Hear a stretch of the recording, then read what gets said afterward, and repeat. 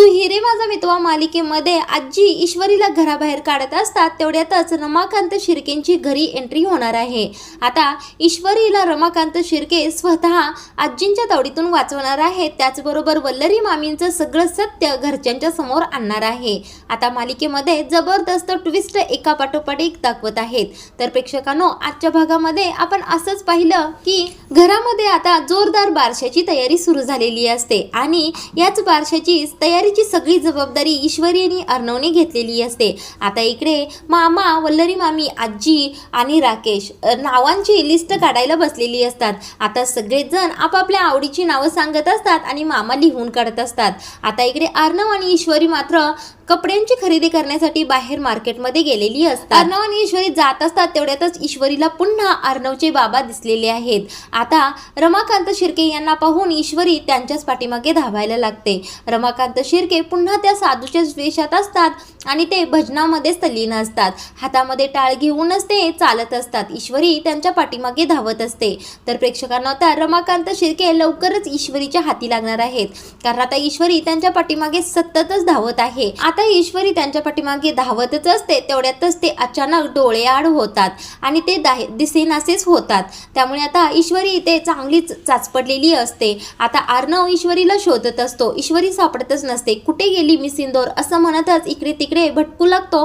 तेवढ्यातच अर्णवला ईश्वरी दिसते। ईश्वरी जवळ येऊन अर्णव म्हणत असतो, मिस इंदोर इकडे काय करतेस तू? तुला गाडीजवळ थांबायला सांगितलं होतं ना? त्यावेळेला ईश्वरी म्हणते, अहो सर काही नाही, थोडा वेळ इथे माझं काम होतं म्हणून आले होते। आता ईश्वरी अर्णव पासून लपवून ठेवते, मी तुमच्या बाबांना पाहिलं आहे, कारण अर्णव आता त्याच्या बाबांवर खूपच चिडत असतो। तर प्रेक्षकांना इकडे आता वल्लरी मामींची मात्र चांगली झोप उडालेली असते। वल्लरी मामींना चांगलंच कळून आलेलं असतं की चारही बाजूंनी मी या अर्णव आणि ईश्वरीच्या प्लॅनिंग मध्ये अडकत आहे, कारण आता आजींनी स्वतः नम्रताच्या आईला म्हणजे ईश्वरीच्या आईला फोन करून बारशाचं निमंत्रण द्यायला सांगितलेलं असतं। आता आजी खूपच आग्रह करतात म्हणून वल्लरी स्वतः सुप्रियाला फोन करते आणि बारशाला या आग्रहाचं निमंत्रण देते। आता सुप्रिया घरी येणार म्हटल्यानंतर वल्लरी मामींचा बीपी नुसता हाईच झालेला असतो। आता वल्लरी मामींना काही सुचायचंच बंद झालेलं असतं, कारण त्या जर बारशाला घरी आल्या तर त्या मला पाहणार आणि माझं सगळं पितळ उघडं पडणार। त्यांनी जर मला पाहिलं तर त्या 1 मिनिट सुद्धा लावणार नाहीत माझं सत्य सांगायला,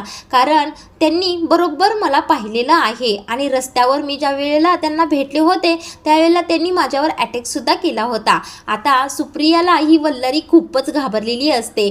आता प्रेक्षकांना इकडे वल्लरी मामींचं प्लॅनिंग सुरू असतं की आपण या ईश्वरीचाच काटा काढला पाहिजे। ही ईश्वरी अशी आहे की जी सगळ्या प्रकरणांचा उलगडा करण्याच्या पाठीमागे लागलेली आहे आणि रमाकांत शिर्के यांची सुद्धा भेट या ईश्वरी बरोबर झालेली आहे। मी सगळ्यात अडकवण्या अगोदर या ईश्वरीचाच बंदोबस्त मी करणार आहे। असंच काहीतरी प्लॅनिंग करून वल्लरी मामी आता कपाटामध्ये काहीतरी शोधत असतात।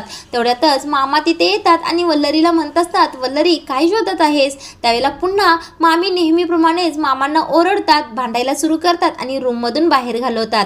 आता या वल्लरी मामींनी कपाटामध्ये एक पेपराचा तुकडा अगदी जपून ठेवलेला असतो। त्या पेपराच्या तुकड्यावर ती न्यूज छापून आलेली असते, ज्यामध्ये ईश्वरीची आई आणि अर्णवचे बाबा हॉटेलमध्ये सोबत सापडलेले असतात। आता त्या न्यूजच्या तुकड्याकडे पाहतच वल्लरी मामी ईश्वरी विषयी नवीन कारस्थान करणार आहे। ते म्हणजे आपण प्रोमोमध्ये पाहिलंच आहे की घरच्या सगळ्यांनाच ईश्वरीची आई आणि अर्णवचे बाबा या दोघांचे फोटो दाखवणार आहेत वल्लरी मामी। आता वल्लरी मामी ज्यावेळेला हे फोटो देतात त्यावेळेला अंजली आजी खूपच चिडलेले असतात ईश्वरीवर। आजी म्हणत असतात, ज्या बाईमुळे माझ्या लेकीने आत्महत्या केली त्या बाईची मुलगी माझ्या घरामध्ये सून म्हणून मला अजिबात चालणार नाही, त्यामुळे तू ईश्वरी आत्ताच्या आत्ता घराबाहेर हो, असं म्हणून आजी ईश्वरीला घराबाहेर काढत असतात। तेवढ्यातच अर्णव तिथे हजर होतो आणि अर्णव ईश्वरीला जवळ करतो आणि तिची बाजू घेऊनच आजींना खणखणीतच उत्तर देत असतो की मिस इंदोरची यामध्ये काहीही चूक नाही आणि तिच्या आईची सुद्धा यामध्ये काहीही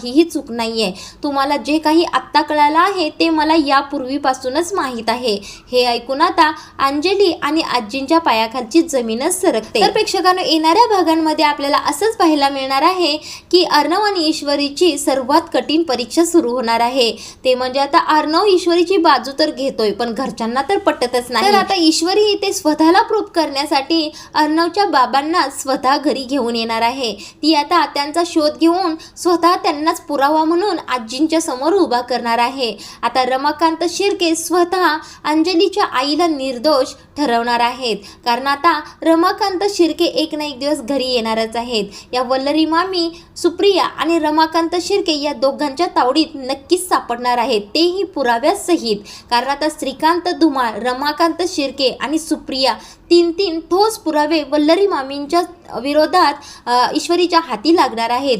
आता रमाकांत शिर्के ज्यावेळेला घरी येणार आहेत त्यावेळेला ईश्वरीच नुसती निर्दोष नाही ठरणार, तर वल्लरी मामींचं सगळं सत्य घरच्यांच्या समोर येणार आहे. तर प्रेक्षकांनो, येणारे भाग पाहणं खूपच रंजक ठरणार आहे, कारण राकेशचा आणि वल्लरी मामींचा खरा चेहरा सर्वांसमोर येणार आहे.